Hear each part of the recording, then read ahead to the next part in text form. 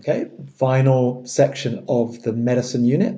This is the modern period. Why was there more progress during the modern period? As we know, there was tremendous progress during the modern period. We live in it, and we're experiencing the fast progress that's happening right now. The modern period is the period from 1900 to now. Let's have a look at why there has been such tremendous advances in medicine over this time period, which will hopefully help us to live normal lives again reasonably soon. So let's firstly look at power. So why has there been tremendous progress? Well, partly because of democracy. Britain has been a democracy since 1928, which was when everyone was allowed the vote. From 1918, significant numbers of women were allowed to vote.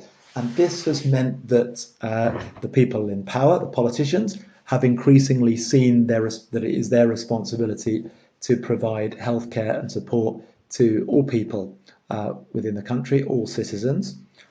What has this led to? Well, it has led to increased government funding. This is the C for causes. Increased government funding into the work of scientists such as Crick and Watson, who were investigating DNA, and it led to them being able to discover the structure of DNA, which led to other scientists and doctors being able to identify the genes, the faults in our genes that cause disease. Incredible, important breakthrough, and this was as a result partly of funding from governments, and as a result, it's led to treatments such as chemotherapy and radiotherapy for some forms of cancer.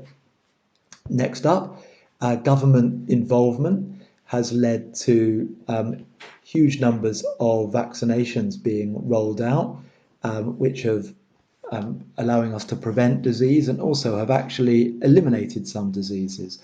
So, for example, measles, there has been a measles jab or vaccine available since 1968, which has been provided free of charge to anyone who wants it. Additionally, the government has been involved in huge numbers of lifestyle campaigns because they want to prevent people getting ill, partly because they feel that is their duty, and partly because it reduces the cost of treatment on the National Health Service, because it's better to prevent disease than have to pay the tremendous cost of treating it. These lifestyle campaigns have tackled issues such as diabetes. They have also tackled smoking. There have been significant numbers of campaigns to try and stop people smoking because it's understood that smoking causes cancers, including lung cancer. And additionally, the government has actually created new laws, such as in 2007, when a new law was created which banned smoking in public spaces. And these have had a tremendous impact in reducing the number of people that smoke, which has, of course, reduced the number of people suffering from and dying from cancers in this country. Then finally, the government's increased involvement in healthcare has led to massive advances in treatment. In 1911, so 109 years ago, the National Insurance Act was put in place. This was a law that meant that workers could pay into a scheme, and if they did so, they would receive healthcare treatment. In 1948, a massive advance was the National Health Service shortly after World War II, which has provided free healthcare at the point of delivery for all people in Britain. Since then, with tremendous amounts of taxpayer money being spent on this health service to make it one of the best in the world. Next up, individuals. So individuals have played a tremendously important role in these advances, but they have done so because scientists have increasingly worked in teams. They have collaborated in teams within companies and within universities, but also globally. They've worked and collaborated in order to be able to solve some of the massive healthcare problems that we face. What has this led to? Well, it's led to, in terms of causes, it led to Crick and Watson being able to discover DNA, the structure of DNA, which, as we know, led to other scientists being able to discover the faults in our genes, which has led to treatments such as chemotherapy and radiotherapy, massive advances. Prevention, not so obvious, but in terms of treatment, massive advances, particularly through the use of antibiotics. So if we look at that, we can think about Alexander Fleming, who discovered that penicillin was a potential antibiotic, and then thanks to the work of Florey and Shane, large volumes of penicillin were created during World War II. And as a result of this, since World War II, 200 million lives have been saved through the use of antibiotics, which have tackled bacteria causing disease within our body.